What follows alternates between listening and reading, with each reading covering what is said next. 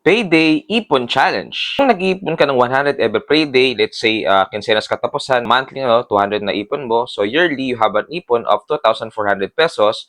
And in 5 years, you have 12,000 pesos. 300 naman, every payday ang iniipon mo, you have 600 monthly, 7,200 yearly. And in 5 years, you have 36,000 pesos. 500 naman, every payday ang iniipon mo, you have 1,000 monthly.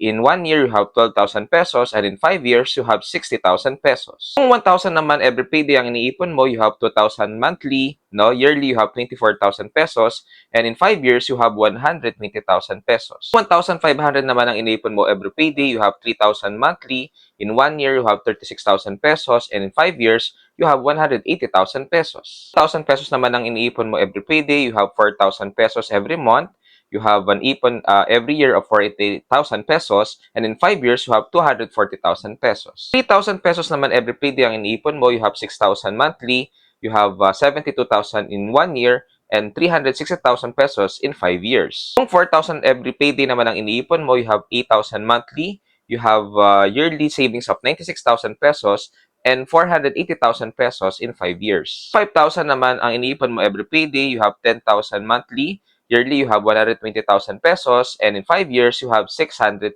pesos. Kung 10,000 naman every payday ang iniipon mo, you have 20,000 monthly, in 1 year, you have 240,000 pesos, and in 5 years, you have 1.2 million pesos. Again, this is the Payday Ipon Challenge.